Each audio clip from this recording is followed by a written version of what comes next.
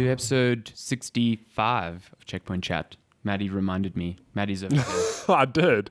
Just before, because for the last few episodes, it's been like, welcome to episode 63. And I've been like, And then but I'm it too says lazy there. to edit that pause in post. So today I was like, oh, episode 65. just going to subliminally drop it in there. Nice. Whoa, we're looking nice and loud there. What's going on? Nice and tasty. Oh, so how are you doing today? Just turn. What's going on?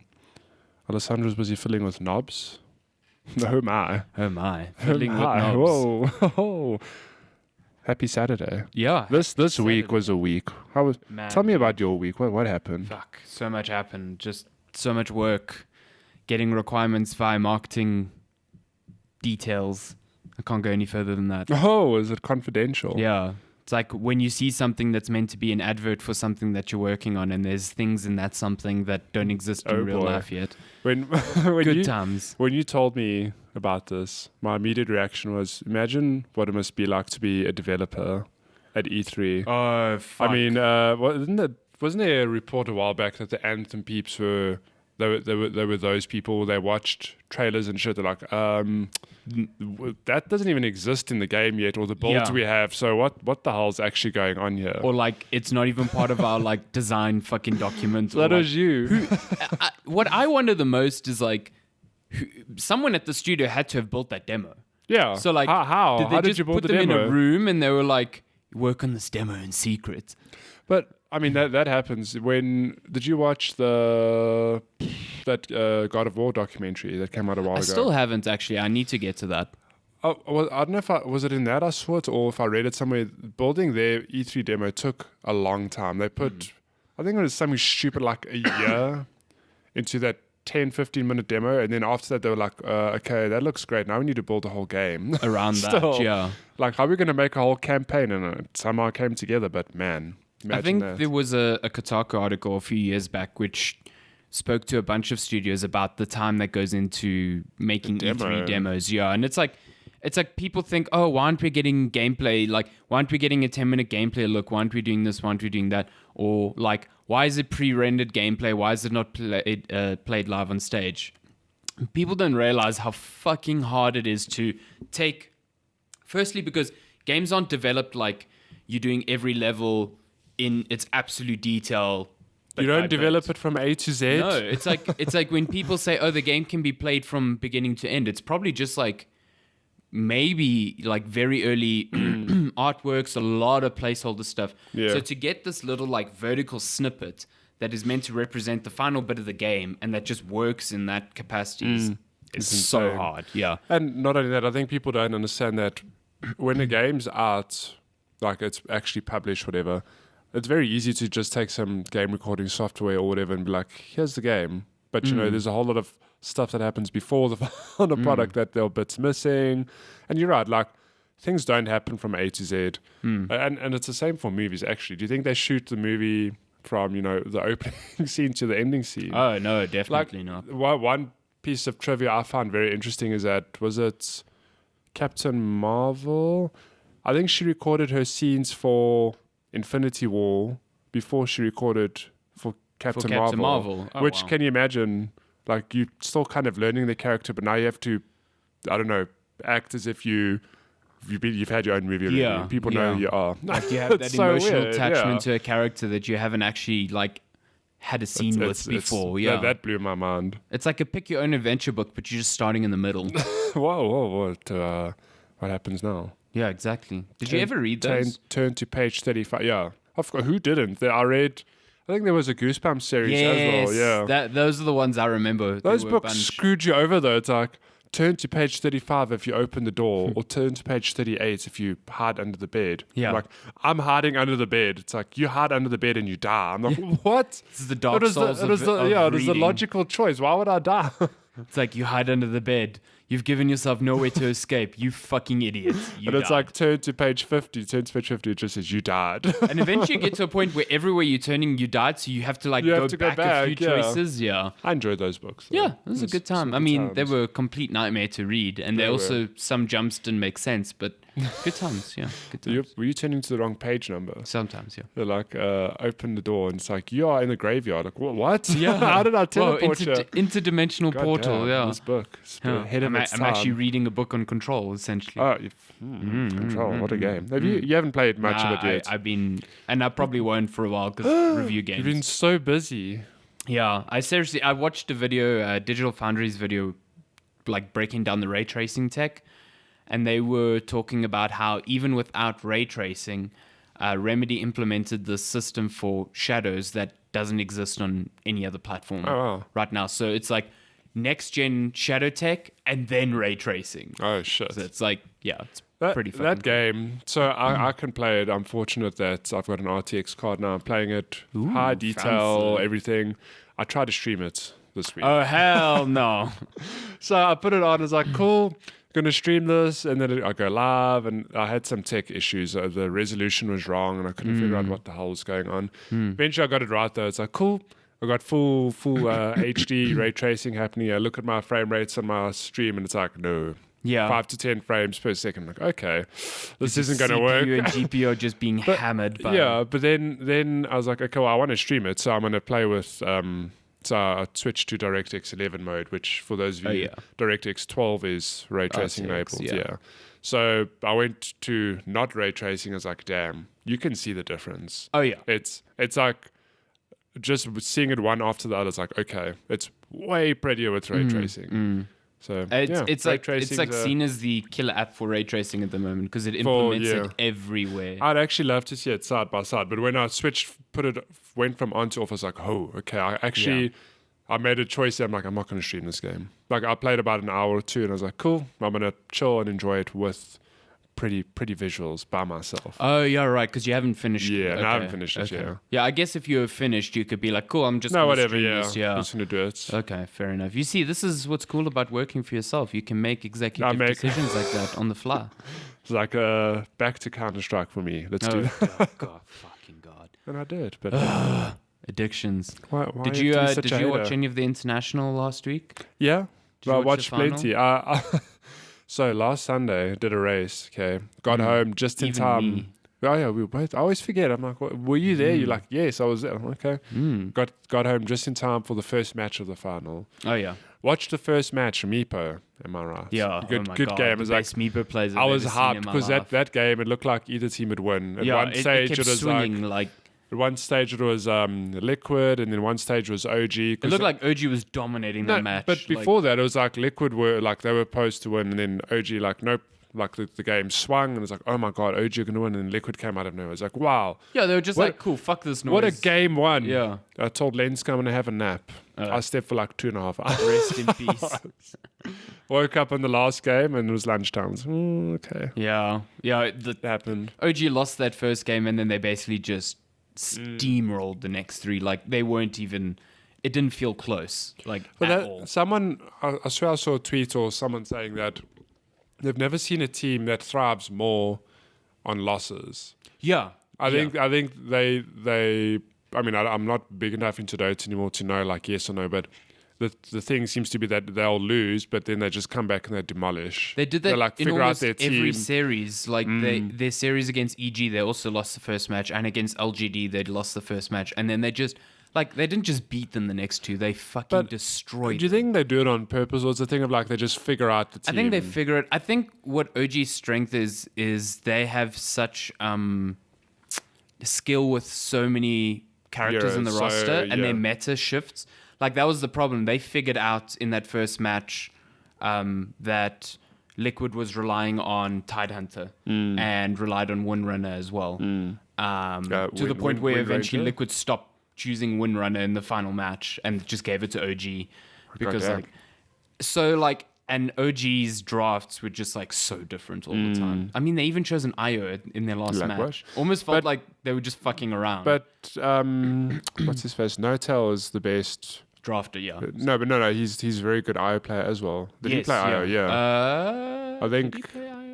I think he's got a reputation for being like really good at his that. His skin for IO is cool. It was the companion cube one from Portal. Oh my God. So it was like a companion cube with other baby cubes rotating around it. Oh, that's so cool. How much did you pay for that? $300. Yeah. $3 million. Such a cool skin. I loved it.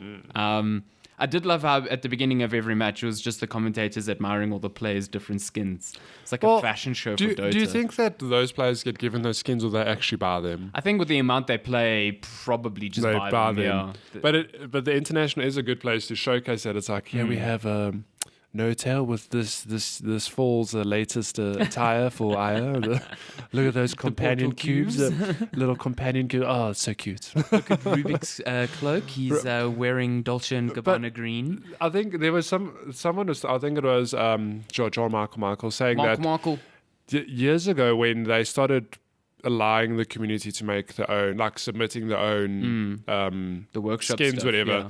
There were very strict guidelines, like you cannot break the character's colors. It has to be like within a certain, like it has to still look like the character. Rubik's cloak can't have porn imposed on it. Yeah, but that feels like it's been thrown out the window because there were a couple times I watched games. I was like, who the hell is that hero? And it's like, oh, that's like Phantom Assassin or Juggernaut. I'm like, and he's pointed out that they look very similar actually with two of their skins. It's like, what happened to the guidelines? It feels like it's been thrown out the window. Yeah, I saw some heroes. And some of the heroes just look like, damn. Yeah. If you're a newcomer, you're going to get screwed. Like completely different colors. Who are these heroes? Yeah. It's weird. But they voted for Ogre Magi to get the Arcana. I'm like, why?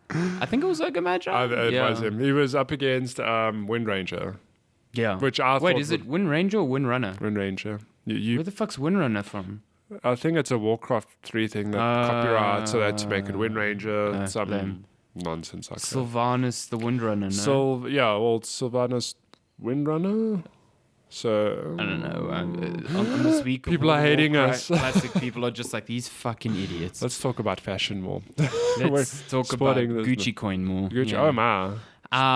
Or Wow. just games, you know. This is Checkpoint Chat. Gamecoin. We talk about Gamecoin and video games while we're slurping down Red Bulls. Mm-hmm. Also, the neither of us breakfast are of named champions. Carl, so and Matty's 30. What is so this he won't Carl die meme? 30. I'm gonna die. I don't know. Haven't you seen that meme where it's like when you name your kid Carl and he's like being baptized with a can of Monster? Oh, I actually have. So funny. So You're funny. calling your firstborn Carl. Hell yeah. He's getting baptized by Red Bull. By Red Bull. Sugar free though. Douglas child. Wow. Yeah. Good Lord. So you said you haven't really been playing much, but you have been playing one little thing. Maybe. Do tell. So yeah, I haven't been playing many games this week because I've just been busy, but I've been playing some games on my commute. Wait, I have to say, before we get there, of course it is going to happen. A full 180 last week. Four games, all brand new that, you know, we actually current. And now it's like... Well, and it's annoying because I have games I could talk about. Like if I had played a bit of Blair Witch because the embargo's up, like I could have spoken about that. But I haven't really put time into that. I mean, I walked in, you're on like the intro screen? Yeah. Tell us, how's this game? Wow. Man, it's so scary. The begining's just like, you are being watched. I'm like... looking around my room like, am I? Where am I? You're going to bring all your dogs inside with you, like, protect me. Oh my God. There's a dog in Blair Witch. That's like your companion. And his name's Bullet. Yeah. What a cool little... He doesn't take a bullet. Oh my gosh. It's foreshadowing. Oh my God. We call your dog Bullet because he does. Oh, fuck. The Blair Witch has a gun. Spoiler. The Blair Witch has a gun. Wow. Fucking this is a plot twist we never expected. And she fought now dances. Oh my God.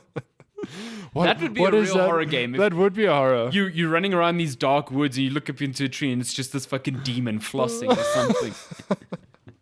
You like cover your eyes like, no! Stop. Be gone. Ay, me Deus.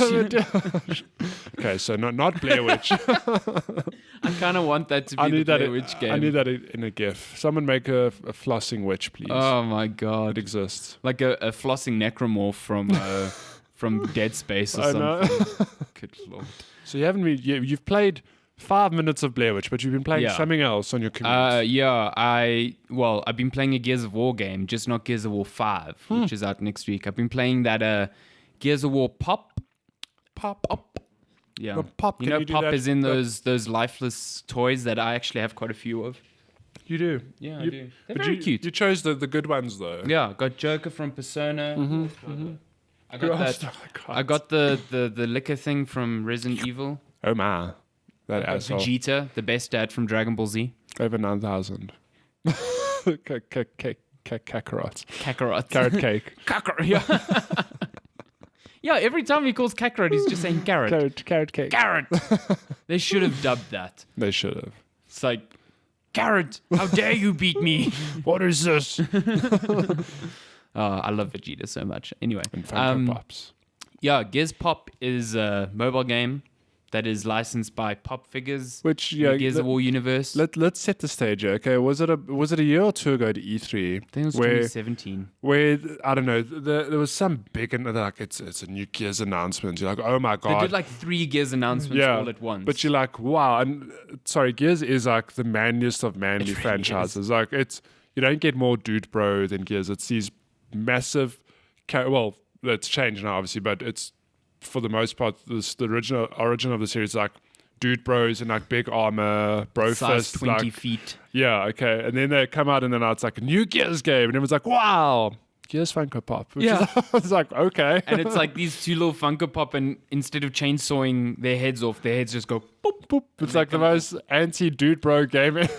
It was such a... I remember because they announced, they were like, we're working on Gears 5.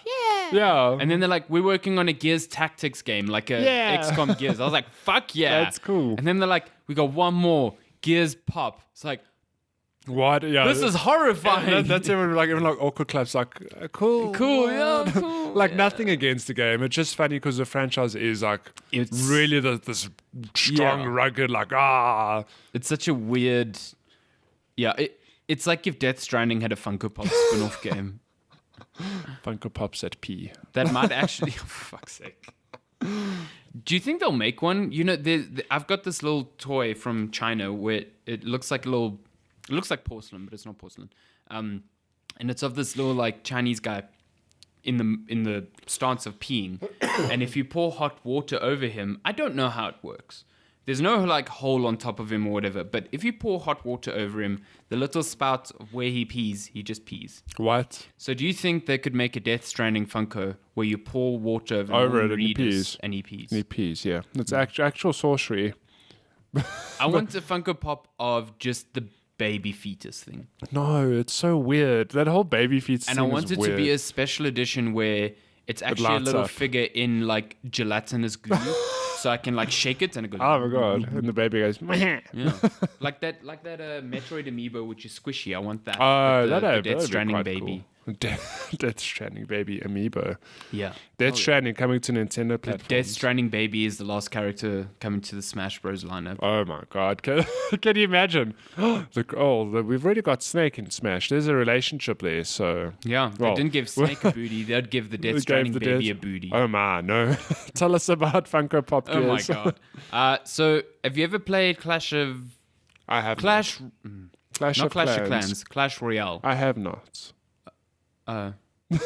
Wow. I thought you had played Clash Royale. This is weird. no.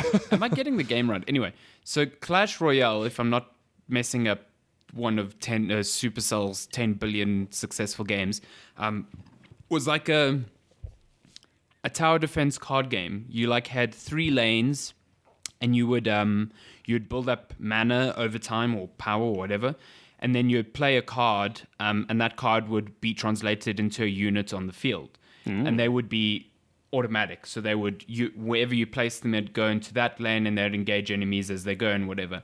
And Cool. each player has like 3 towers which they need to defend. Is this Dota?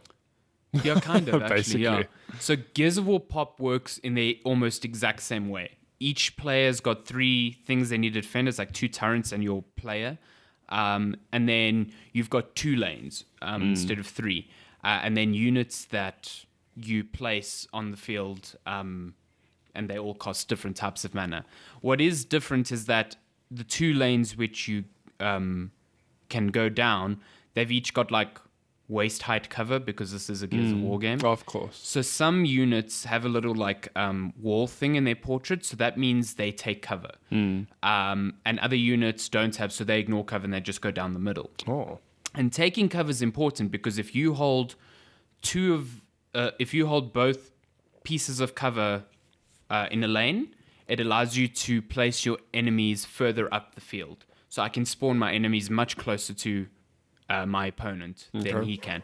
So it's like this trade-off of am I just going to rush down the middle, or am I going to strategically put people on the sides to capture walls and then like rush them? And it's actually kind of cool. Like, despite its, it's very microtransaction heavy and pop and all that nonsense. Like, the game itself is really tactically fun, like Clash Royale was, and I kind of enjoy it. I really hate the fact that when you win, you get a chest that you need to wait like 8 hours till you can open that nonsense. Again, this is really Clash Royale with a Gears of War pop skin. It's nearly identical. Are the microtransactions like aggressive? Oh yeah, they're fucking aggressive. They want you to pay to open chests, and they want you to buy chests because like the only way to upgrade units that you have is to get duplicates in chests, and then when you get enough, you can upgrade them. Okay. And then, as you start racking up wins, you get put into higher tiers with new units. And that's where, like, you really need a decked out. Yeah, I knew people who got heavy into Clash Royale, and they spent a bit of money, but it was like a Hearthstone thing. They spent money to be competitive. Those people live on the side of the road today. Spend all their money on a digital game. Yeah, exactly. On fucking digital Funko Pops. It's so funny because when you open up the loot crate, whenever you get a new character, it comes in a Funko box and it like unwraps the box. It's like, oh my God, I hate this. That's unrelated but related. Funko Pops is one, I'd say they're a very smart company. Oh, incredible. They've tied into every goddamn franchise and have licensed like everything. Like, absolutely. You can find a Funko Pop you see them everything. And you find them in every damn store today. I went to a stationery store and they were there. Like, why are there Funko Pops? I came to buy pens. No? Yeah, but what's smart about them is they're not cheap as like cheap disposable, but they're just cheap enough that when you're somewhere and you see one that you're like, why not? Yeah, but yeah, it's interesting that. I mean, I don't know. Have there been Funko? I'm sure there have been Funko Pop games before, but it's. I actually don't know. Interesting. I mean, I imagine there must have been. I'm surprised there isn't a Funko Pop movie at this point. Yeah, no, that's exactly what I'm getting at. It's like it's weird that it's been taken this long for us to get like a game, a Gears Funko Pop. But I think they could never do a Funko Pop movie because they'd need to license every single individual. Whereas Lego, it's like we own this range, so like. We don't need a license. It's still a weird thing because Lego, I mean, let's say the Lego movie, they still have like Lego Batman. But they've got the licenses to make those sets. Yeah, but don't DC still step in like, maybe. Hey, what are you doing? True. You got Morgan Freeman there. I mean, you got to pay more Morgan Freeman licenses. I mean, that shit can't be cheap, God. You got to pay God. Okay, but you're enjoying the game otherwise. Yeah, it's fun. It's a thing. It's like I play 1 or 2 rounds every day, and then I open up Pokemon Go or something like that. Pokemon Go, another mobile addiction. Yeah, Pokemon Go is a good time. I don't know, like free to play games. I feel like there's such a balance that has to be struck because, look, I don't expect developers to work for free. Neither should nor should anyone. But I find it difficult. Well, a lot of free to play games don't find that nice balance of like, hey. We're going to let you play the game, but if you want, here's some cool shit to play. So, I mean, I haven't played this Funko Pop Gears, but like you say, you have to wait 8 hours or whatever to open chest. I hate that. Yeah, so much. I really hate that. I really don't like that. Yeah. It's like, well, you could wait or you could pay right now. And open it right now, yeah. That to me is like, no, that's just the wrong way to do it. Whereas, I mean, I think probably a good recent example, like you spoke about Sky, that's completely free to play. Yeah. But there are ways to put money into that game without they're not blocking off content. I don't think. No, they aren't. Yeah. And they're not tying skill to money. No, like I finished the game without spending anything. But again, I don't know how profitable that is. It's all about. Yeah. But I imagine that there must be a balance because most free to play games, like it's a viable model because although anyone can play for free, people make money off of it. Like. I think any battle royale, Apex for example, free to play, but I imagine they make a lot of money because there's a battle pass, and the same goes for Fortnite. You know, get your battle pass. You know, every few months people are going to commit X amounts of money. They don't have to.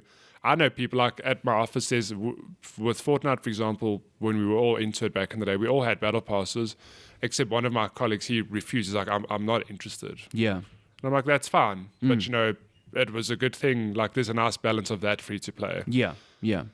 I guess. I don't know. Supercell does this exact model with so many games and they make so much money. So I think it's easy for like Microsoft especially to just look at this and be like, we could do that. Yeah. Oh, yeah, no. But I mean, this is just me having a gripe. I don't know if there's a right or wrong way, but I don't personally like this. No, I agree with you. But like for something that I'm pulling out my pocket and just like having a match or two and not really taking seriously, it's like... Yeah, it's fun. Yeah, completely inoffensive. Like, it's far more fun than I expected it to be. But that's maybe because I enjoyed Clash Royale. It's going to be funny if I say that and I have the name wrong this entire time. You're like, it's Clash of Clans, you idiots. That game, yeah. Yeah, it's cool. Royale. It's on iOS and Android. iOS? You're playing on iOS? Yeah, I'm playing on iOS. Nice, iOS. Would recommend. Would recommend, yeah. Okay, but you've got other games you're playing which you can't really talk about.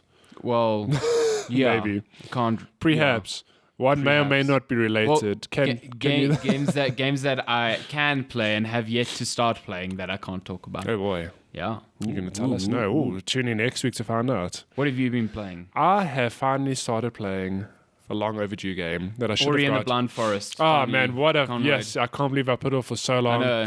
No. When is that on Switch, by the way? Not yet. Oh, when is it? Yeah, I think it's... we are basically in September. I think it's this month. I'm 100% going to replay that game. Hell yeah. Are you actually going to finish it this time? Maybe. Maybe. Like, hell yeah, you're going to finish it? Yeah, maybe, yeah. I don't know. Now, I've been playing Super Mario Maker 2. Hell yeah. Which, if you know me, is a game made for me. Okay, I learned a lot about myself this year. Generally, I'm not fussy with games, but this year I've learned to really lean into the niches that I enjoy. Okay. So, like, Dark Souls is a good example. Well, haven't played a Dark Souls game, but that sort of style of game. When I played Bloodborne, it was a thing I always knew. Like, I enjoy challenging games, but only when I played it, I was like, shit, I really enjoy these kinds of games. I really need to play more games like this. And Did you play Bloodborne and Sekiro just this year? Just this year. I thought you played Bloodborne last year. No, I played it early this year. Shit, man. Yeah, so this year I was like, damn, I really do enjoy Souls-like games. Yeah. And the same happened end of last year when I played Hollow Knight. And I mean, I suppose Ori a few years ago, but Ori to me it's a Metroidvania, but it's more of like a platformer, I guess.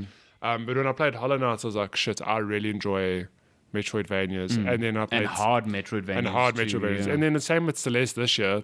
Full-on platform, I was like, shit, I really enjoy platformers. Which is free on Epic Games Store, by the way. You guys should go get that immediately. Yeah. So what I'm getting at is that Super Mario Maker, I know is a game I enjoy because it's goddamn Mario, but it's infinite Mario in that there's a whole single-player campaign, but Super Mario Maker's whole hook is that people can make their own levels. It's Nintendo giving players their own toolkits to come up with whatever the hell they want. And of course now there's a whole marketplace, I guess, with like thousands, if not millions of levels for me to just make my way through. Yeah. And it's Mario goodness. So I haven't played... It is the perfect streaming game for you as well. Yeah, I didn't want to stream it this week because like, I don't want to just start and, feel like... Suck. Hey, give me your level. And some dude's like, yeah, I made this really hard level. And then I just streamed 4 hours of me dying, I'll give you a great level. Just spell out Matty in coins and then that's it.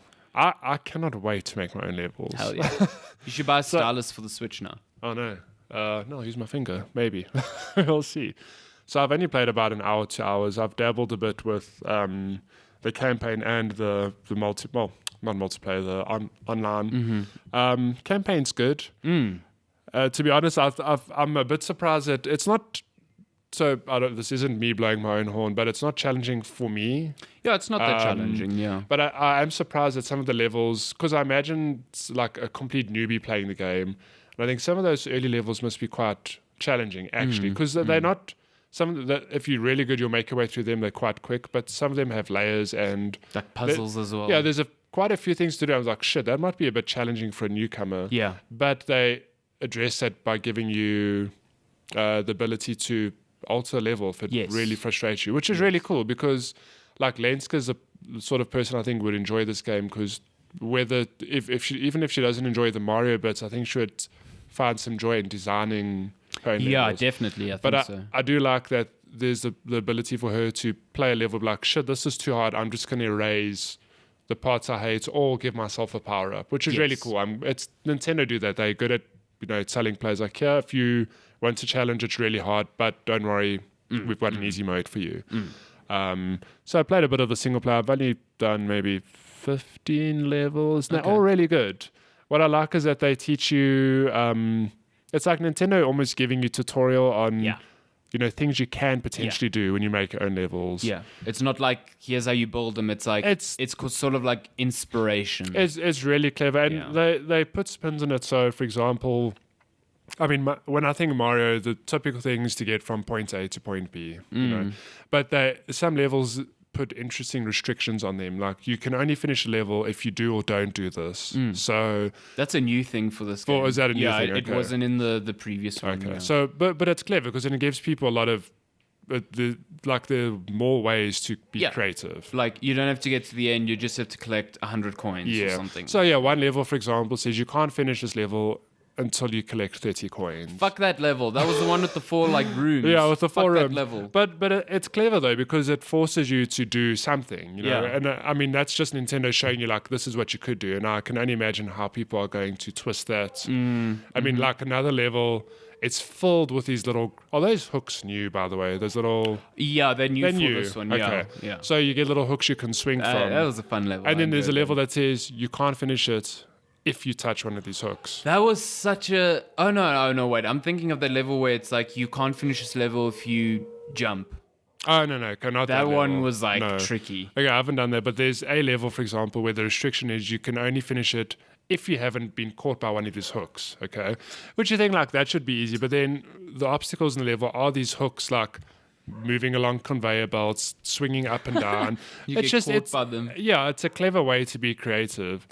It's still early days, but I'm really enjoying it already. And like I was telling you before we started recording, when I started playing, I was like, yeah, it's Mario, it's cool. But whenever I'm not playing it, I'm like, oh man, I just want to play Mario. more. Yeah, it's one of those things where the more I play it, the more I'm like, shit, I really want to play more of this. I think even if you just buy into it and you don't plan on creating your own levels, the campaign itself is like really inventive, and then you've got a wealth of other levels that you can play. Like I love sorting through the newly uploaded parts because those are ones that are like they're fresh, experimental and fresh, and I think I've said last time when I spoke about this, auto run levels are like I haven't found favorite. any yet, but I haven't looked at the filters yet. I imagine you can choose. Yeah, there are filters. Okay. It's like filters for like puzzle and traditional and auto run and long and short and this and that. But so just to touch on the online place for a bit, the online. Can you call it a marketplace? There aren't any transactions happening. Yeah, I don't know. It's like the online like community archive of levels, whatever. What's cool is that, so as a creator, you can make a level, give it a name, and then give it a description. But then as a player, when you finish a level, you can rate it and leave a comment. Yes. So it's very cool to finish a level, and then people like leave their comments, and you can see like, this is a good level, this is a bad level, or like whatever. It's just cool that all these tools are there for people to enjoy. And you can also see where people have died in the level. Oh yeah, so when you die, can you leave a comment on the level itself?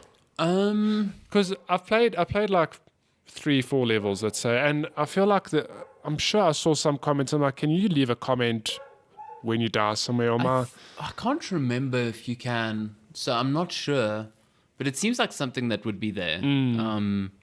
Because I swear there's one part where I died, and then like it shows you all the X's of where people died around there. I swear I saw comments. I was like, is that part of the level? Or is that someone who died and said like this was hard, or like I don't know. Yeah, I don't know what. I know you can leave comments outside of the level. Yeah, for sure. I don't know if you can leave it in the level.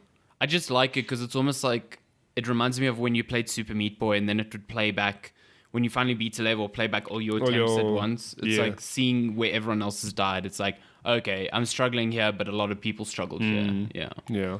So yeah, but still, I've only played like an hour, 2 hours, but I'm really enjoying it. I can't wait till you start creating some levels and sending them to me. Oh God, you need to make me levels as well. Yeah. I will start streaming it soon though. Yeah. I think it'll be a fun stream game. Hopefully not going to make me mad. Nah, I won't make you mad. I think it'll be fun. Yeah, it's like streaming fodder essentially because you can just pick a level and be stuck in it or like blaze through it. There's an infinite mode, right? I think it's called Mario 100. or something like that. Yeah. So it's like you have to get through 100 Mario levels, but all those levels are player created levels.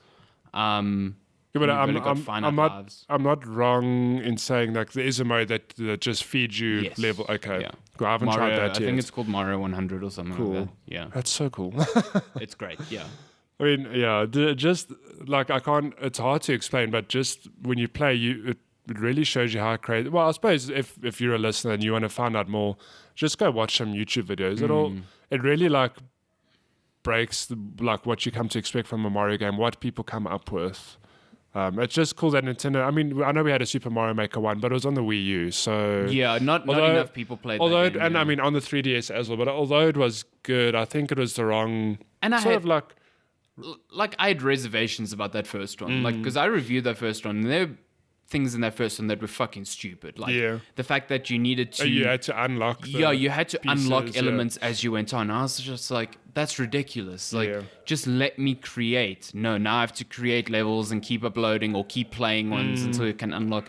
It was silly. So like, they made a lot of good improvements on this one. So I was going to say, I think the Wii U and nothing wrong with the 3DS besides maybe limited hardware, but I think Super Mario Maker 1 was just like a wrong time, wrong place game where like the Wii U didn't have a player base. No. So although the game... And then like on the 3DS it had a player base, but you couldn't upload levels. So it was like, what the fuck? What's the point then, you know? So I think Super Mario Maker 2, they've addressed those concerns you had. And well, not just you, a lot of people had those concerns. And the Switch has like this massive player base now. It's Nintendo's next successful console. I really hope I mean, it's got legs. I think it'll keep going for a long time. But I'm curious to see how they keep evolving it. It's like, I do wonder, maybe in like a year or two, they say, okay, cool, like we're going to introduce Super Mario 2 levels, for example. Because I know we haven't explained that, but you can theme your Mario levels based on a certain Mario game. So there's Super Mario 1, 3, Super Mario World. Super Mario 3D. So that's a completely separate one. That's a separate one. Yeah. So it's like any level you create, you can just hit a palette swap and it will automatically swap all the elements in that level to represent that one. But Mario 3D works with so many different rules that it's like, because there's different abilities and different stuff. Well, but you've got the Mario, like the Wii U look, the new Super Mario Bros look in there. So just on that, I wonder if at a later stage Nintendo will be like, here's a new palette, or we're gonna here's an Odyssey palette. Yeah, here's an Odyssey palette. Here's a Mario 64 palette. Like they could do that. That could be considered DLC or just a way to keep this game going. It is interesting as you change palettes, the different abilities you have as Mario. Like you play World and you've got the spin. Yeah, I've never played World. It's that spin is confusing because it's like. I haven't played World as well, so I don't understand what I can spin off of and what I can't. So sometimes I'm looking at levels, I'm like, I don't fucking get this. Yeah, I just don't understand. I've watched some of those hard ass levels on YouTube where people are just spinning off platforms, and it's that sound effect's really good. It's that's really good. And then you hit something. I mean, and just on that, the sounds in that game, Mario music, so good. Yeah, really, really good. I saw a video on Twitter yesterday of someone who created a level where you don't do anything, but he configured what are those big like blocks with faces? I think they're called thwomps. I think the ones that are like and they go down. But he configured it in a way that. And he's got like music blocks everywhere that it basically does the tune from We Will Rock You. Queen. Oh, no. So it's like these blocks like... boop, boop, boop. That's cool. And I was like, this is amazing. But that's a good example. It's you'd never think to do that, but someone's done that thought process or shit. I can use this to make music. Let me see if I can find this because it's fucking awesome. I think Rami Ishmael actually retweeted it. But even on that, so I played a level yesterday, speaking of the thwomps, whatever... The online level I played was you racing against thwomps. So you get you get these blocks that are like on off. Yeah. So how do I explain it? So there are two states. So there'll be blue blocks and red blocks, and they'll either be invisible or visible. Yes. And there's a button you can push to like switch between the two. Yes. Okay. So what would happen is that there would be a thwomp on the top moving along horizontally. Fast. Sorry, I'm just pausing that for now. You basically have to race against it. Otherwise, it'll get to one of those on-off switches and like almost close the door.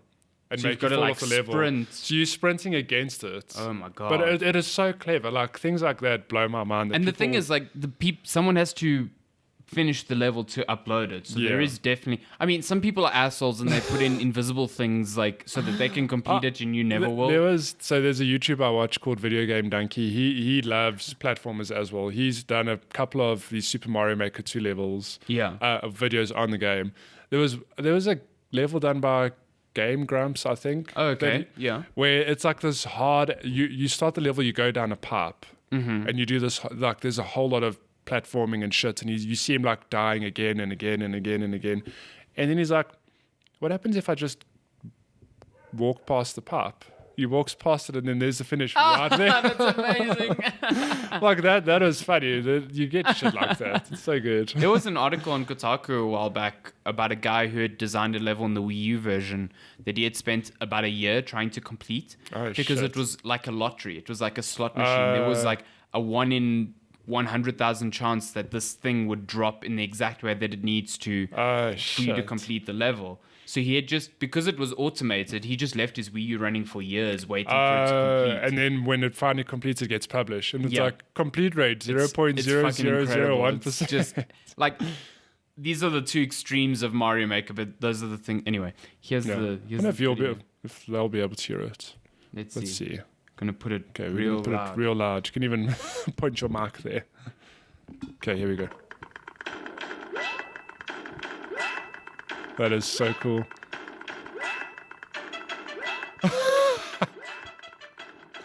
So can you make your own music as well with the MIDI? That is so cool. So cool. I fucking loved it. Like, what a clever idea. And I think Rami Ishmael is like, I can hear this tweet. Like, even though it's muted, he knows exactly what it's doing. That is so good. Yeah, it's a freaking So great. if you have a Switch, and you love Mario, even if you don't, Super Mario Maker, I'd really recommend it. Yeah, 100%. And I picked up an edition that comes with the game and a year of Nintendo Online. Oh, okay. Did you get that one? Yeah, which is really cool. Okay. Yeah, you get quite Nice a discount on little that. Yeah. We should really set up family sharing account, because you can link up to 8 Switches on one family shared account. We need 6 children. Yeah. Someone, I think I was listening to a Giant Bomb thing where Jan Ochoa is like, was it Jan? Or was it someone from GameSpot? No, it was Timur from GameSpot. He was visiting and he's like, yeah, I basically got the whole GameSpot office just on my family shared account. I am your father now. Yeah, exactly. Good times. Yeah, that's Super Mario Maker 2. Super Mario. Looking forward to playing more of that, and I'll probably be streaming it very soon. Let's stream. Let's stream. Let's get to game releases. Let's have a heated gaming moment. Wow, that was a really, really good Mario voice. Yeah, Charles Martin, I'm fucking coming for you. Oh my god, sorry, last thing on Super Mario Maker. There was one level I died a lot on in the campaign. Then it's like Luigi pops up, is like, hey, like I can do the level for you. So I thought, shit, that's cool. I'll have a Luigi skin when I do the level. So I'm like, cool, do it. And it just auto-completes the level for you. I was like, no, that's not what I wanted. I'm so useless, I'm just going to auto-complete the level for you. It's like, I just wanted my Luigi skin, man. What's going on? Fuck Luigi. Green Mario. Green Mario. I love that meme. Yeah, so we are looking at games from August. September. We're doing game releases, by the way. Surprise. From August 31st, which is today, to September 7th. September. Give us the top picks there. Oh, wow. Yeah, that's that's a lot. yeah. Catherine Full Body. Super excited for this. Now, what is Catherine? I've heard so much about this game, and I have no idea what it is. So Catherine's made by the Persona folks, Atlas. Actually, the team that does Persona made Catherine. Yeah. But it's not a 80-hour RPG. It's more a 10-hour narrative-based puzzle game. Oh, yeah, so like during the day when you're awake, you're progressing the narrative, chilling out with friends and making story decisions. Yeah. And then at night you're playing in this like nightmare realm, which is like this block-based 3D spatial puzzle. It's really good. That's cool. I've heard really good things. Catherine's really like the puzzles are fantastic, but the story is just so good because it's about this guy named Vincent who wakes up one evening after like a bender at the bar, called the Stray Sheep, which is funny. And he's got this other girl in his bed named Catherine. And he's also dating another girl named Catherine. Oh, my. Catherine with a K and Catherine with a C. So he's stuck between this, like Catherine, who's his longtime girlfriend, wants to get married and wants him to like settle down and stuff like that, and he's not sure about it. And then this other Catherine is like spontaneous and incredibly attractive and all this. So you're stuck within this like relationship triangle. It's so fat, and it goes places. Holy shit! No. By the end, it's just like what the fuck? Yeah. So in Full Body, they've introduced a third romance option called Rin. And from reviews, it seems she's kind of like ham-fisted in, which I'm not surprised by. Yeah. But yeah, I'm keen to play it. Is it again. only on PS4? Yeah. Oh, okay. It's good. Atlas, which is weird because the original was Xbox, wasn't it? it was on both. Yeah. I played Catherine as a backwards compatible thing on Xbox One. Yeah. That's cool. Really good game. Oh my gosh. Torchlight 2 coming to PS4, Xbox One, and Switch finally, which is cool. Oh, it was a PC exclusive. Yeah, that's the like I've played that. Diablo. Yeah, I played Torchlight 2 with good pal Garth Wookie. Yeah. Played from beginning to end. Really enjoyed it. I like that game because you can on choose a little Switch. pet. Yeah. Yeah, on God, Switch that it must would be be pretty good. good, I think. Also coming to Switch and PC on September 3rd, Spyro Reignited Trilogy. Did you play the trilogy? I did, yeah. I really It's enjoyed good. it. Yeah, I like Spyro, and I think just like they did with Crash, it's stunning and beautiful, and it's a good. You ready for a Medieval moment? I haven't never played Spyro. I've like played it, but not actually owned it and finished it. Don't shake your head at me, you non-Ori finisher. Well, fine. Checkmate. Speaking about mid-age moments, Final Fantasy VIII Remastered coming to PC, PS4, Nice. Xbox One, and Switch September 3rd. I'd be very tempted to replay that because it's got some modern day loving on it. Yeah, it's got good updates to the graphics and stuff. Nice. So, Yeah. yeah. No, not only that, just I think Umar tweeted that the transitions between battles are much quicker. Yes, which he was did, one of yeah. my biggest gripes with the original. It took like 4 years to get was into it a too long? fight. No, because they try and make it super cinematic. You run, you get into a random encounter, then the camera pans around, and then it zooms in, and then it zooms out. It's like, okay, can we just fight? Yeah, and there's that. You get your XP. Damn, that's a good rendition. Children of Mortar, which I'm very excited to play, coming does to that? PC. It's like a sort of like a roguelike, and you're Oh. playing through like a lineage of these people in a town. Children sort of of like Water. sort of like Moonlighter as well, where you're passing down things and selling things. Yeah, I'm That's excited. You should look up the trailer for that. I have too much to play. Looking at other stuff, Atomic Crops coming to early access on. Atomic Crops, is that like Farmville? I played but this. better. I played this at E3. It's sort of like if Nuclear Throne and Stardew Valley had a baby. Oh my. Yeah, That sounds so cool. it's like you're tending to your crops and keeping crops alive, but also you're in an irradiated wasteland and you've got to defend your crops from like mutant rabbits. And That stuff like sounds that. awesome. And so it's like a shoot 'em up with Stardew Valley tendencies. What platform's that on? It's on early access on PC. No, Yeah. come to Switch. I really enjoyed playing it at E3. That's It's a lot of fun, and it's got a really ridiculous art style, and I dig it a lot. Nice. I have to mention this game because I don't know what it is. Space Cows. Space Cows. I need to We're going to look it up because sometimes a game has to be looked up. Space Cows. Simple as that. Not Space Cowboy. Okay, so I'm Space getting lots of Cows. comics of cows in space, so I'm going to add game to that search. Nice. Space Cows the game. Oh my. Space Cows is a fast-paced shooter in zero gravity. Oh my. Okay, hold on. I'm loading their webpage. That was just the Google. It's rendition. the modern day Quake. I'm ready. Space Cows is a cheesy twin-stick shooter featuring weaponized toilet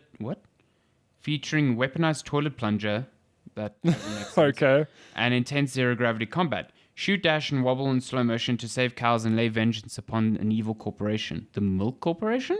Okay. That's pretty good. What Damn. the fuck What the is shit's that going game? on? What? Okay, it's like a shooter in a world of udders. This is a weird looking game. It doesn't look that good. That's okay. I don't know what this is. Yeah, I have these no are idea. mini games. Yeah. Okay, that's why. Okay, the actual shooter stuff actually looks pretty good. That's so funny. Because the mini games look fucking Good weird, lord. man. That looks okay. Oh, this is a strange art style. Yeah. Oh my Jeez. god. Take it, don't take it. This is like Space if Count Space Chicken had Cow a is video coming game. out Like, this week. So yeah, that's out, I guess. River Next. City Girls, another like sort of like beat 'em up from the people who did River City Rampage and stuff like that. Oh, Very cool. I was just gonna ask. I'm if it's excited for that. Isn't River City Rampage like a really old? Sort of, yeah. Okay, take your word for it. Ghost Recon Breakpoint bait. Oh, beta. Yeah, Okay. beta for that thing. Beta. On September 5th.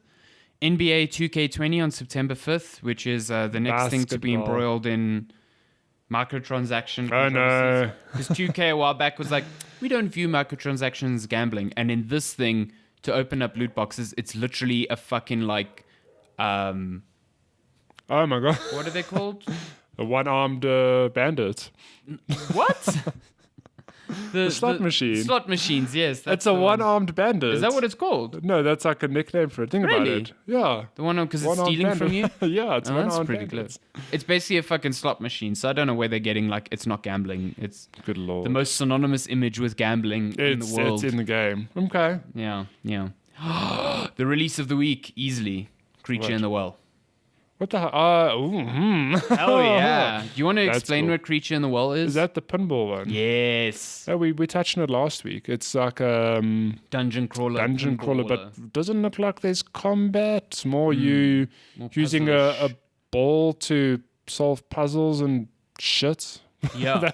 I don't know how to explain it other than go watch a trailer. It's, Honestly, yeah, it's a weird game to explain. but it looks really boy, awesome. I'm yeah. excited. That's cool. So it's out on Game Pass, actually. It's going to be part of Game Really? Pass. Yeah. Shit, that's But cool. it's coming to PC, Xbox One, and Switch. Yeah, I'm fucking Take my stoked money. for that game. Take my Game Pass money. And then the last big one for the week is Monster Hunter World's Iceborne expansion, which is only out on console because they still haven't lined up console and PC content Oh, my. releases for some fucking bizarre reason.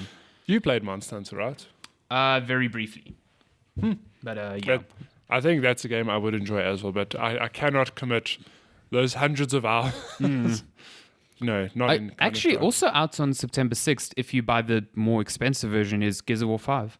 Because you can buy that gold Okay. version. If you have Xbox Game Pass, can't you play it as well? I 4 think days so, earlier? yes. You play it early as well, so you can play that on Friday. Why would you? You can just buy a month of Game Pass. Exactly. And just play it then, yeah. Xbox being very clever. We I'd are say. in the fucking hectic Oh ones my, of Borderlands game 3, when releases. is that coming? Tell me. September 13th, very soon. And before that, we've got like Pez, we've got Gears, we've got Daemon Ex Machina, we've got so much stuff. Listen. So many things. Out of all of these games, Borderlands 3 is the one that probably speaks to me the most. I hope it's good. By all accounts, it seems good. But I want to see what the finished product is like. I'm keen We'll to see. play it. We'll see. I'm keen. September 20th turned into a clusterfuck of note. It's Legend of Zelda Link's Awakening. That's out this month as well. We've got Nino Oh, Kuni's re-release of the first game. We've got the Nintendo Switch Lite console launch. And now we've got Game of the Year contender Untitled Goose Game. Untitled Goose Game. I You want to tell fucking people can't wait that for it's a Untitled game, Goose Game. That game's been around for a while, right? I just it's love that been- they've gone with we just calling it It's Untitled Goose Game. It's so funny. But it's been shown. Yeah, For a fair it bit. blew up on the internet when someone shared a GIF of it or whatever, and it's they're like, literally a goose, like what, getting Just into fucking a with property, people. yeah, or some Yeah. shit like that. it's kind of like to me, It's like it looks like it's Goatsum. going to be like a stealth puzzle game because as the goose, you need to use certain items to lure people out of places to steal other items, Oh damn! Backwards and forwards like that. But it's got such a great art style. And it's just like this goose fucking with people. Like it's so funny. Jeez, I just love like there's one where you're holding a walkie-talkie, so you like honk into it, and then the person gets lured to the other walkie-talkie, and you honk again, and they like fall back out of fright. It's so funny.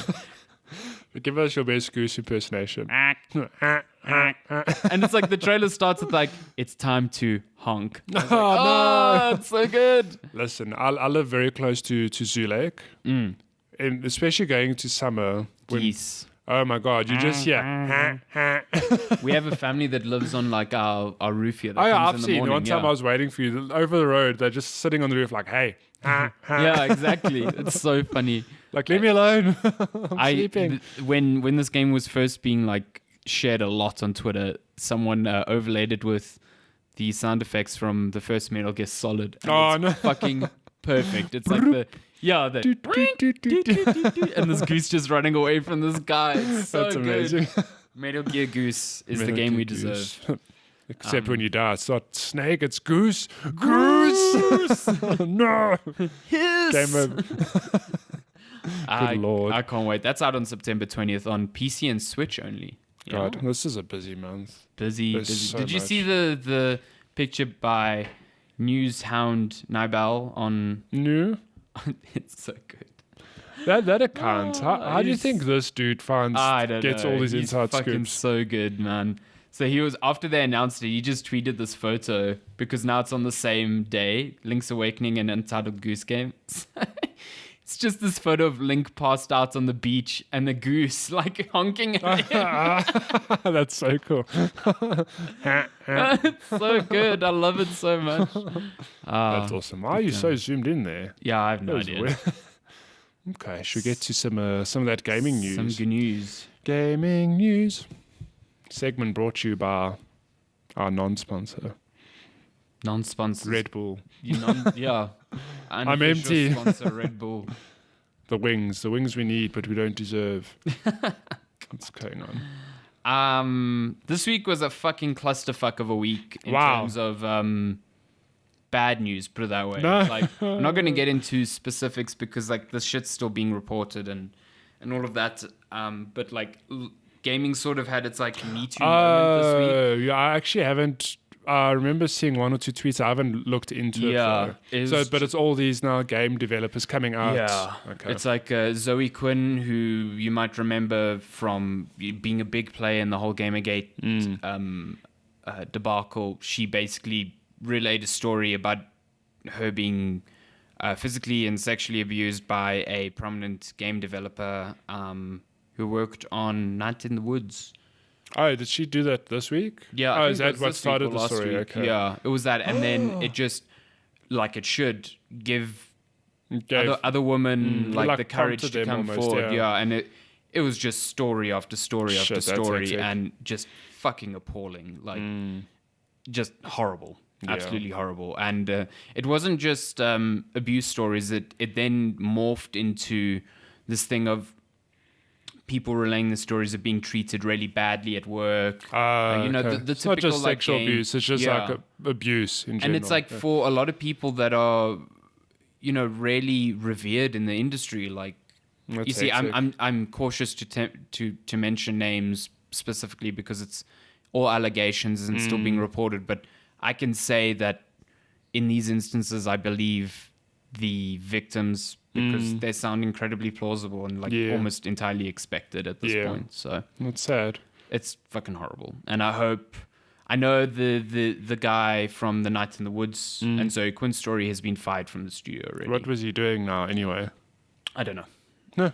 He just Hectic. basically the allegations came out. He never responded to them, never made any contact, and so the studio took the step to fire him, which I think is fuck yes, do that. Yeah, Hectic. but That's a somber way to start news. but that is. But look, it's sad that it happened, but it's good that it's coming to light. Yes, now. So I'm very glad yeah. that it is, and people feel encouraged and supported enough that they can come forward with their stories and feel like they won't be blacklisted in the industry because of it. So we need more of that. Yeah. Good Lord. Let's see. What next? Leaked Resident Evil game.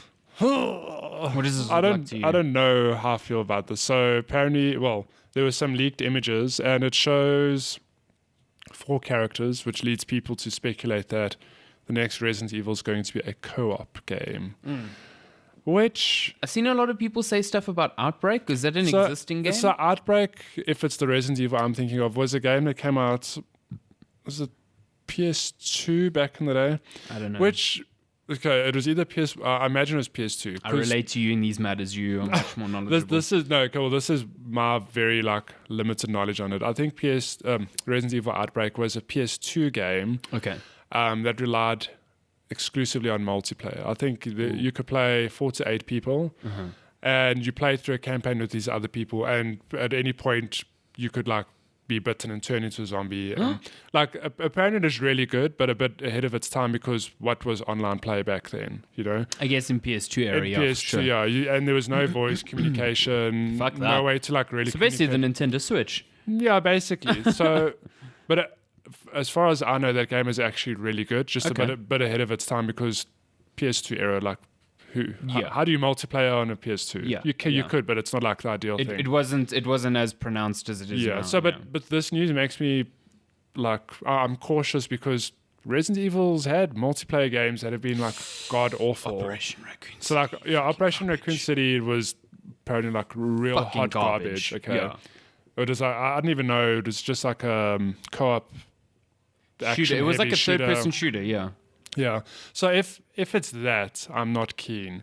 However, if it is a modern day take on the Outbreak game, which, like I said, was apparently really good, then I'm keen. I mean, and Capcom have been really good with Resident Evil 7 and Resident Evil 2 remake. So I've got faith in them. I hope that they've. It seems like they've been listening to their fans. Those last 2 releases were just really good. Back to the roots of Resident Evil 2, Resident Evil in general. So I hope they take that into account because I'm very keen for a multiplayer game, but I don't know if I really want a Left 4 Dead style multiplayer game in the Resident Evil universe. I'm very keen though for a more slow paced, more purposeful campaign heavy game that I'm very keen for. Like Resident Evil 7 and 2 have been. Yeah, we could. I don't know how it'd work, but imagine you, me, and 2 others play the campaign together, and we're all going through the same story, sharing our resources. I think that's the thing where it makes it tense. Yeah, and then I think what is it? Outbreak. Yes. I think every character had their own special abilities. So you brought something to the table, your character's sounds very Left 4 Dead, yeah. Your character's good at healing. Your character's like a gun specialist, that sort of thing. If it's something like that, I'd be very keen to check it out. But that guy looks like he was the quarterback at his local high school. Good lord! So apparently, this has been revealed at Tokyo Game Show. Yeah, on September 12th. 2 weeks time, basically. Yeah. So we'll see. Oh wait, they're going to reveal it September 9th, and a full gameplay reveal will happen on September 12th. Do you think Capcom will do a thing like January? Like they've done in the past. 100% can. 100% can. Destiny 2's new seasons are taking on a different form. They're going to adopt a sort of season pass model instead of the previous way they've done seasons. So it's everyone will have access to the season pass as far as I can tell, but if you pay, you get an additional few levels up front. Okay. And then you can pay for levels, sort of like the compendium in Dota. If you want the rewards but don't want to grind towards cash them. money. Wow. So yeah, we can talk at length about that, but I want to see it in action before anything else. So yeah, we'll leave it at that. Oh. Okay. What else? Games? What else? What else? Games? No. Lots of hands-on stuff still from Sam and Brad from Gamescom on Critical Hit if you want to go check that out. Here's one thing. New Shovel Knight! Hallelujah. Hell yeah. That's so cool. So there was a lot of Shovel Knight news. Yeah. So there's Shovel Knight, King of Cards, which is the final chapter of the original Shovel Knight. It's like where he plays the King new Knight. DLC, yeah. Yeah, very excited for that. Then you've got Shovel Knight Showdown, which is like a competitive game within the Shovel Knight universe, which also cool. But then a brand new game, which kind of to me looks like a roguelike, called Shovel Knight Dig. So what's cool about this is they've jumped from 8-bit to 16-bit. Yes. So it's like a different visual style. And it's why I say it looks like a roguelike is because you're going down and digging through what looks like procedural levels and then buying upgrades and carrying on digging down. It's like Shovel Knight had a baby with Steamroll Dig. Yes, or Dig Dug. Or Dig Dug, one of the two. Or Downwell. I don't know, one of those. Yeah, so it looks fucking awesome. See. And it really looks apparently good. They've been working on it for a year already, so it's not as far away as people think. But yeah. We'll see. What King of Cards, the expansion for Shovel Knight, is out very soon apparently, and the 3-pack of the amiibo is out soon, and I can't wait. This is a 3-pack. I'm gonna get that fucking Spectre Knight amiibo. Yes. Oh my god, it looks cool. Oh, this was cool. Yakuza 7 officially revealed.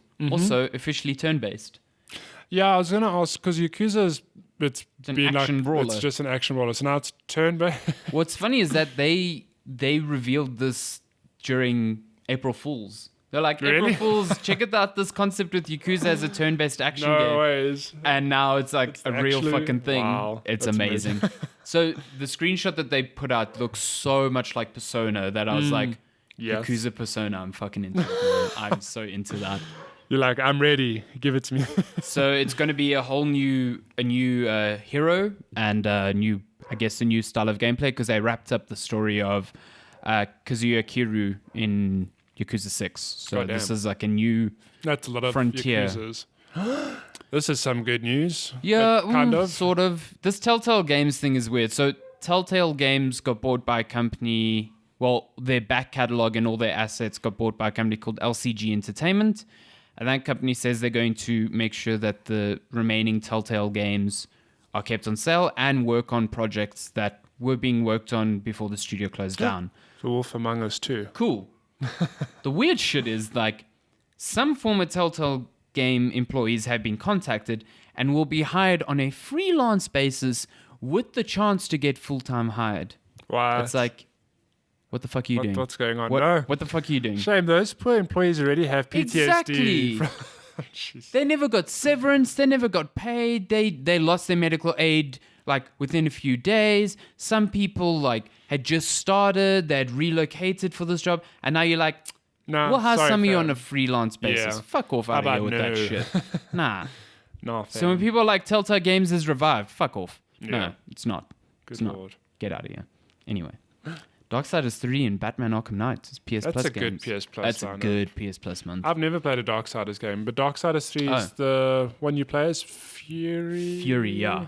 Which looks pretty cool. Darksiders is good. Like the first one, okay, I didn't like the second one that much, but the first one's fucking cool. Goddamn. It's a good mix of God of War and Zelda. That sounds awesome. And I It's- never played Arkham Knight. It's the one Batman game. Although I never finished Origins, but I never played Arkham Knight. Knight's good. Oh man, it's good. I'm ready. What else? Games?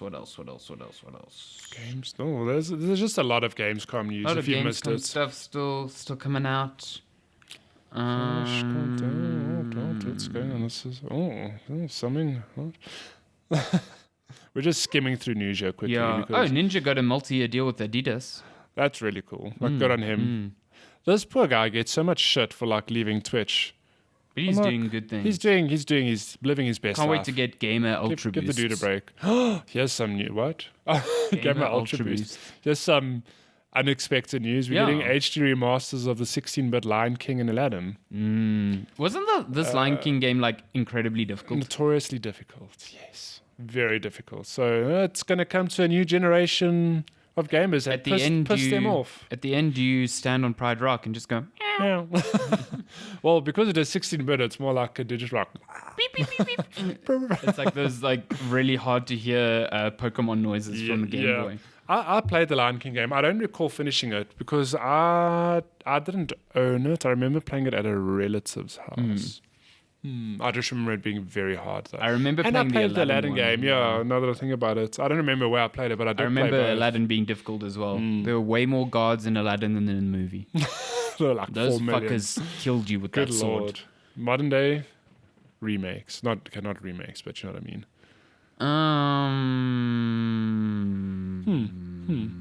I think that's about Is it. that it? Yeah. Kojima's Wow. Death Stranding is still kind of fucking weird. I reviewed Astral Wow. Chain. Oh, Overwatch might be coming to Switch.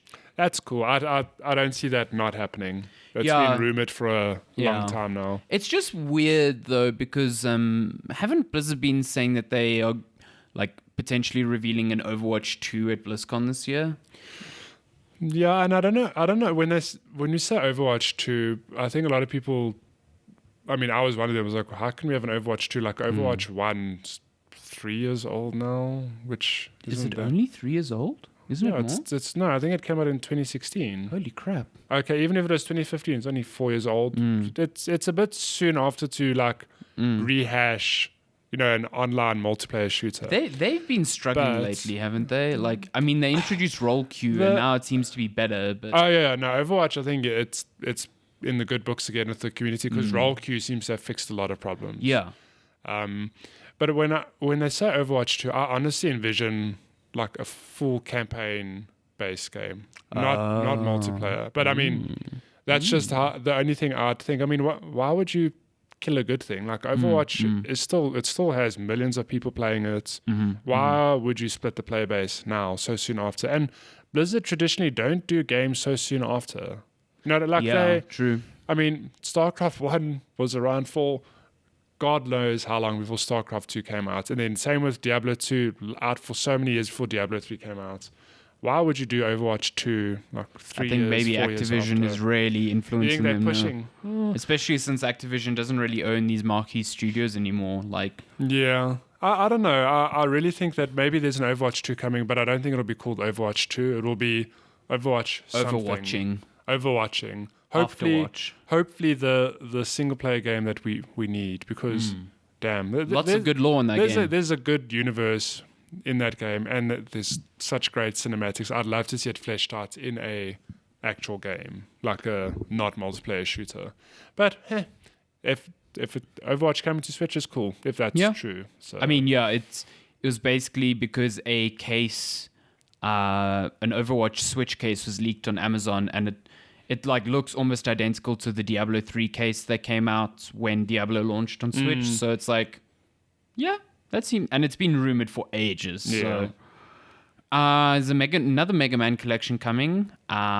This time one for Mega Man 0 and ZX games. There are too many Mega Man games. I don't know what's way too many. Did you watch this Dying Light 2 footage? Does it look good? It looks so good. I love the first Dying Light. This is like one of the demos I never got to see at E3. But I know a lot of people there were saying they were more impressed by this than Cyberpunk. And after watching it, I'm like, this game looks fucking awesome. Cool. Lots of good narrative decisions based on the way you play the game and some good parkour again. And it feels like Dying Light 1 was a good game. It got a lot of love, but it still somehow feels like it flew under the radar for a lot of people. Yeah, because I think it came at the time where, like, Dead Island was around that sort of time as well, and Dead Island wasn't setting the world on fire, and then Dying Light was like, oh, it's Dead Island, but you can parkour, and everyone's like, whatever. But it was a lot better than I thought it would be, and I 100% love that game. I enjoyed it. Oh my god, we got so many questions. If you want to send us questions, because we're done with news now, you can tweet at us at Checkpoint Chat. You can email us, checkpointchatpodcast@gmail.com, or you can message us on Facebook, facebook.com/checkpointchat. Let us start with questions that just arrived. Mix was up early this morning. First email, 6:30. He says, morning, cool parenthesis, Caucasians. I'm a cool parenthesis. While Epic is dropping free games like it's hot with its recent offering Inside and the Checkpoint Chat certified favorite Celeste, what will people think in the long term? Even though Epic is paying for these games to be free to attract users, could it be a repeat of the early 2000s mobile games era when people expected high quality games for $1 to $2? Wait, what is he talking about again? So, even though Epic is paying for these games... Oh, Epic. Okay, cool. Could it be a repeat of the early 2000s mobile games era when people expected high-quality games for $1 to $2? I don't know how those two relate, to be entirely honest. But I don't see the harm in what Epic's doing. If they're reimbursing the developers for giving the game away for free, it gets it into more people's hands. Like this week's a perfect example. Celeste is a game that we've both spoken about at length. One of my favorite games. I don't know if it's one of your favorite games. Yeah, definitely. But I'd highly recommend it. And I know it's a platformer, so it's not, a lot of people will not buy it based purely on that. But when it's free, you're going to try it, which I've already told so many people, just try it. There's no harm in trying it. Yeah. And I think in the long run, it works out for the developers. Yeah. So if Celeste 2 were ever to come out, people might be like, well, I enjoyed Celeste 1, because I played it because it was free. So we'll see. I agree. I I think also just Epic just has so much money that they're just throwing it at this platform. They don't know what to do with it. They really are just throwing it at this platform. And like people have major issues with it, but I honestly don't. I'm pretty fine with having the Epic Store as another launcher.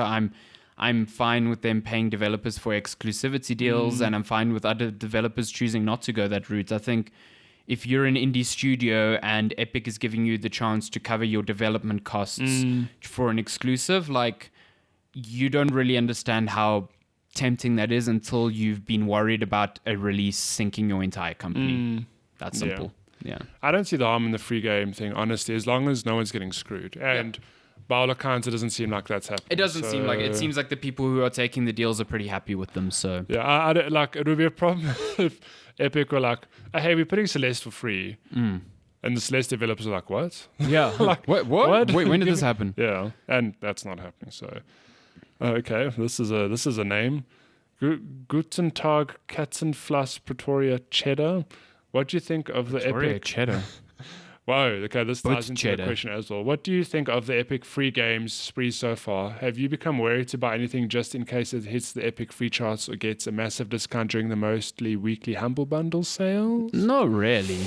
No, the Epic free game thing, it's just an added bonus. Yeah, I mean, it's a nice I don't know if extra. they've released anything, like, I don't think there's been a game that's come out like in the last year that's free. Mutant Road Zero. Oh wait, okay, that's definitely did, that was, but generally, although it could burn some people, because I tweeted out yesterday saying like, "Hey everyone, Celeste is free." Someone replied like, "I just bought it 2 weeks ago." Yeah, but then I'm like, "But Celeste costs like $150." yeah, bucks. and Like, you supported the developer in you, another way. You supported the developer, and it's not like you paid $900. You know, then it's like shit. That's a problem. But that's the thing with anything. Like, how many times I've bought games before where 2 weeks later they've gone It's on like on a 50% sale. It's like, well, shit. But like, I wanted to play it at this time, and I got to play it at this time. Yeah, So.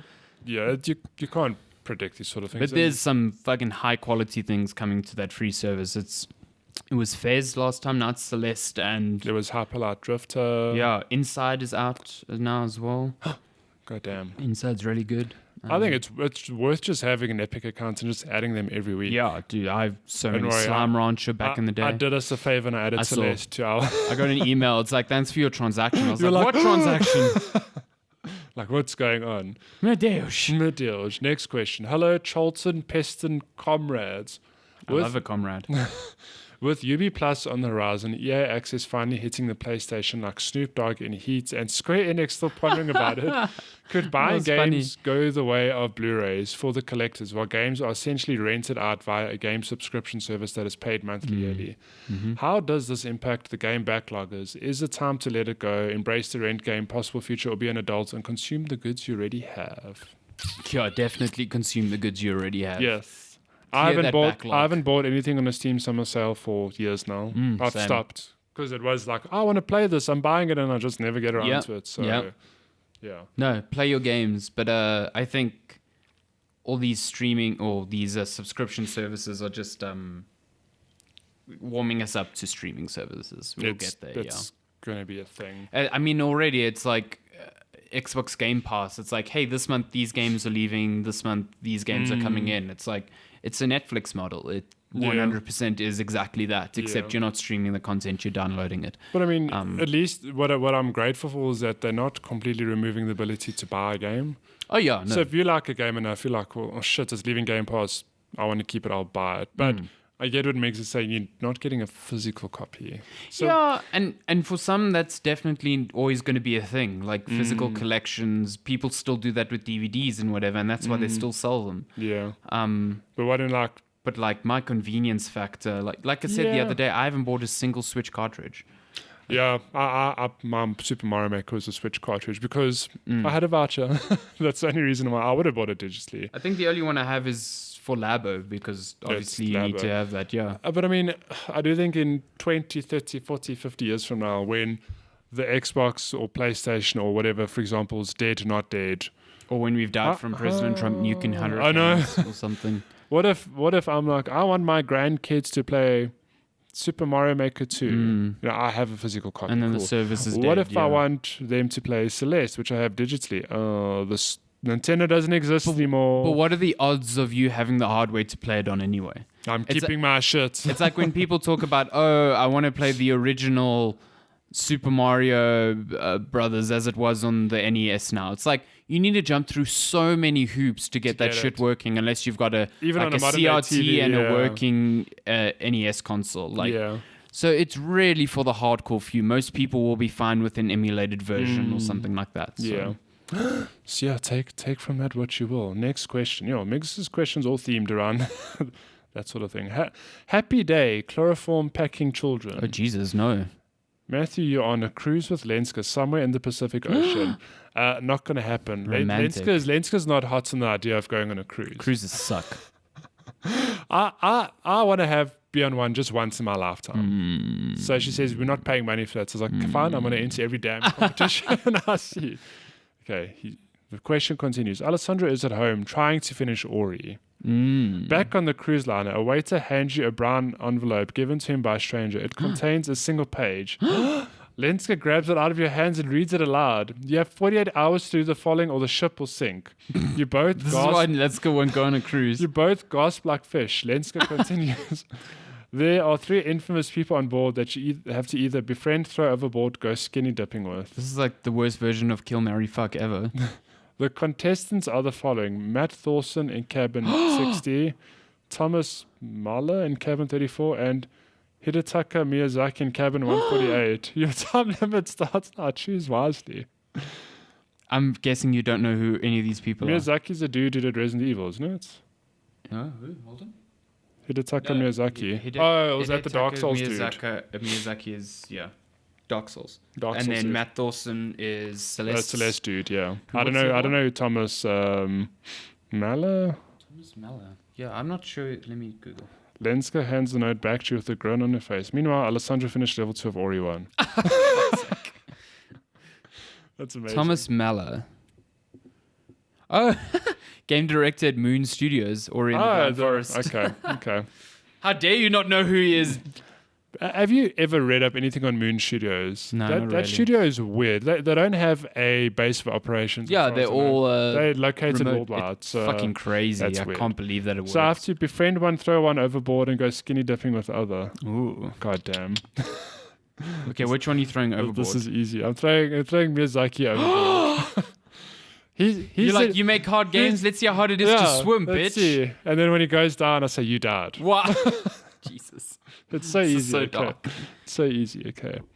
So now, who do you befriend and who do you skinny dip with? Basically, who do you love more? I'll befriend Matt Thorson because I feel like that dude knows some shit. He, the brains, part of the brains behind Celeste. I think he'd be a good dude to have a friend, and then go skinny dipping with Thomas because hey, the dude made Ori. Big respect for him. Like, hey, well, whatever.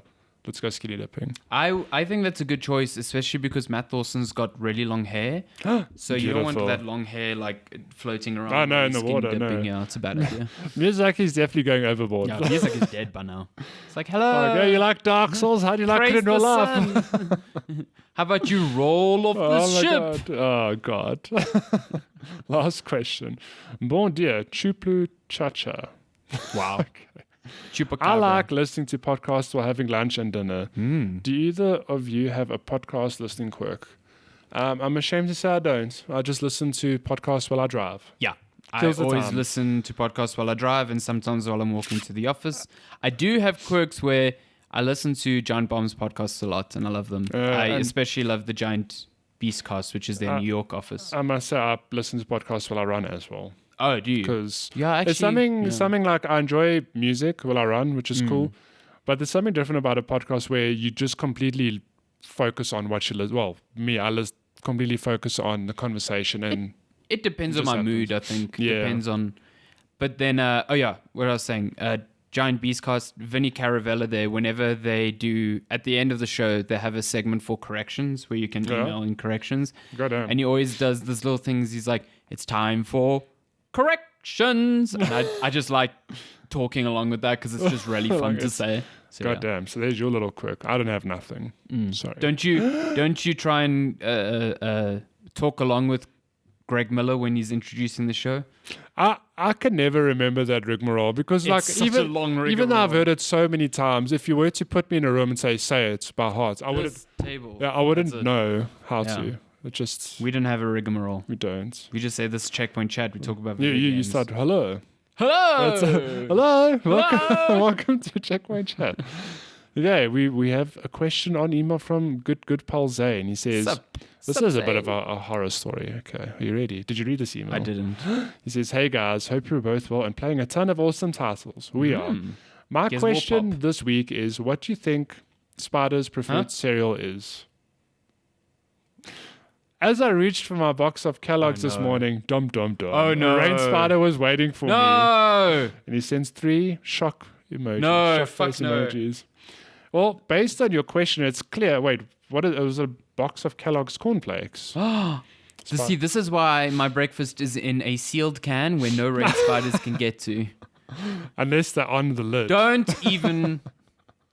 Fuck, that's Lord. terrifying. Did it come out the box, do you think? I think it was just on the box. Fuck no. Oh, God. Was it? Yeah, actually, it's a good question. Was it in the box or outside the box? Meu Deus. Imagine you pour your cereal in the rain. Oh, That's what no. it's like. As you're pouring it, it just comes crawling out. But it lands like this. It's like, sup. Oh, no. And then it'll probably like crawl up your hand. No.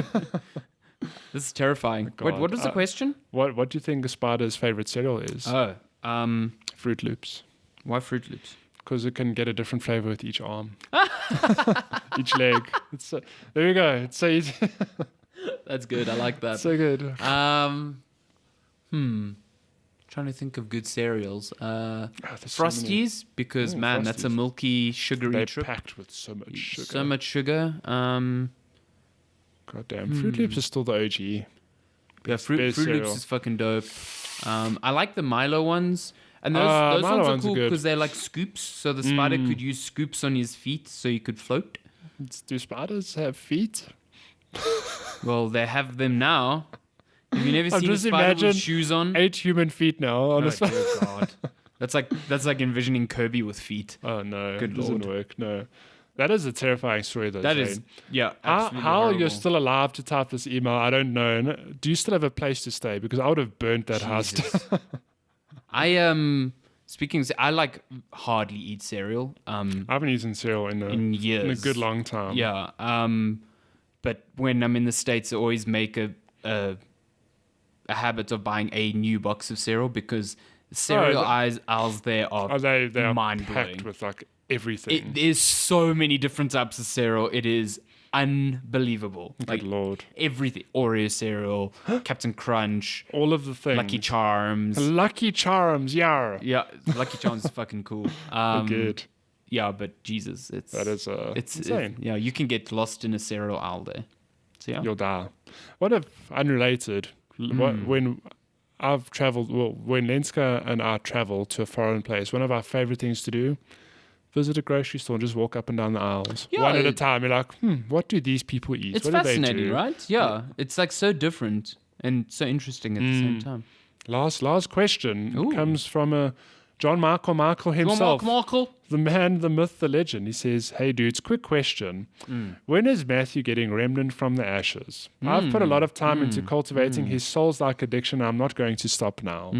I think Craig has been trying to get you on my this God. train. Everyone, as well. look, this is the same argument with Bloodborne, where I didn't play it, but I knew it's a sort of game I would enjoy. But Bloodborne's not co-op. I know, but I will get to it. You need to get in while people are in. Here's how I rationalized it, okay? Borderlands 3 is coming out this month. I highly think I'm going to play Borderlands 3. I'm going to commit the money. I can either take that 500 Rand and play Remnant now, which I'm not going to do because I've got plenty other games to play. I've got Control. I've got Super Mario Maker. Chances are I'm going to get Game Pass to play Gears 5. Hell yeah. I've got lots on my plate at the Fucking moment. horde mode for the win. Okay, so I could pay the 500 Rand, probably not play Remnant. Okay. But then in 2 weeks' time, Borderlands 3 is coming out, and I really want to play that, Whereas Remnant, it's going to go on sale at some stage, maybe. I said that I probably will end up buying it because it looks so good. Here's what happened, okay? You reviewed it last week. I'm like, this game sounds right up my alley. Yeah. Cool. I've read up on it. I'm like, cool, sounds really good. At the office this week, John Michael showed me some of his footage from one of the bosses he fought. And that's the first gameplay I've actually seen. I haven't watched anything. I saw that. I was like, I need this game. I need it now in my I need it so veins. badly. It's a good game. I really do want to play it. really enjoyed it. It's not at all a thing of like, I'm never going to play it. I was just like, I'm not going to play it right now. So I like that Craig and Nicola and Sage are playing now and really digging it. And Craig's really like, I think 7's too low for this game. I'm like, you write a review and think about it critically. it's a good game. It has room for improvement. It's a fucking good game. 7's a good score. 7's a good score. Can we just agree? 7's a B. 7's a good score. Yeah. People see 7 like, oh, this game's not worth Unplayable playing. trash. So bad. Yeah, no, I'm using that scale. That's the modern day review scale. So Is that questions? That's all the questions we have. Yeah, we're done. If you want to send us questions, at Checkpoint Chat on Twitter, checkpointchatpodcast@gmail.com, all of the things. and facebook.com/checkpointchat. Checkpoint Chat. That's our show, Matty. We're Can you done. believe it? I'm off to play some stuff. Oh, have you got another chill day? Is Lenska studying again? Lenska's studying. I'm Oh, going to go so- fetch a race pack and then chill. And Oh, then right, for tomorrow. then tomorrow You have running. to drive all the way to Randburg? Yeah, but I live Midage. close-ish, so No, you don't. Not too. No, I you don't. really do It's not. So far. This is the one race that's like really in the middle of nowhere. And it's a crap race. Are you doing the 21? Can't wait. The worst 21 I've ever run. It Yeah, fucking but sucks. when you know the course, No, it fucking sucks. No, it's fine. I did it last year. I fucking really sucks. enjoyed it last year. That's a lie. I- The Soweto Marathon's easier than this race. No, it's not. Yes, it is. I'm sorry. Have you done this with me? Yes. I mean the 21. Exactly. Oh, okay. You mean the 21? Yes. Yes. Maybe. It's definitely this race. That hill. That It's- fucking 1 kilometer hill but- can go. But you forget the one. That's very specific. I Screw hated that you. hill so much. So would you throw this race off a cruise ship? Yes. I remember running down that hill for so long, and I just knew in We all in know. my mind, I was like, I have to turn around. in at some any point. race you do, whenever there's a downhill, people around me are like, oh, fine, you're downhill. I'm like, yes, but you realize you that have to make it up. we're ending in the same place we started, which means we're going to go back up at some point. The only consolation is that race is not a 2-lap race. It's just Which a is single. cool. Yeah, because if I had to do that hill twice, I would not do it. I would do it. Fuck I'm that ready. shit. I'm It ready. was like literally like steepest downhill know, ever. it's great. U-turn back up. Back up. Oh, I have never felt. The first time I did that race, there was a marshal around the corner. I think I looked at him and I was like, seriously? I'm Why? traumatized. Like I remember the feeling of like despair so vividly. Yeah, but here's why I'm not worried about tomorrow's race. I'm not doing it for any personal time. I'm just going to finish it. So I'm going to take a Well, chill. you say this, but your last 2 have been personal bests. Yeah, but that's why I'm going to take this one easy. I'm like, you fucking smashed your personal best I've last done time. what I came to do this year. It's Damn. What was it? 1 minute 40 something. 1 minute. I mean, 1 hour. That is a quick 21. That was 1 hour 51. Jesus. Which I was very chuffed Now you're going to with. do sub 150. No. My brother, meanwhile, 1 hour 37. Jesus. No. That means it was A I good finished 14 the 10K. minutes faster than me. The winner was 1 minute 10, I think. Just That is fucking insane. obscene. These people. 3.5 minutes a K average over 21 Ks. No, I'd rather not. And you still had time to like, he crossed the line and he was like celebrating and he was giving everyone high fives. I'm like, oh my God. Wiped one little sweat bead. Jeez. I didn't even break a proper sweat. I can't. Meanwhile, everyone else literally dying. Yeah, literally dying. Actually dead. Yeah. But yeah, that's episode. Enjoy 65. that race tomorrow. I will be hungover You're as gonna hell be hanging tomorrow. again, You're okay? Tomorrow, Nice. damn. I'll miss you. But yeah, this has been Checkpoint Chat episode 65. We are Nice. 4 more away from 69. Have a great weekend. The naughty, not naughty episode. Ooh, naughty but not nice episode. Goodbye. Bye.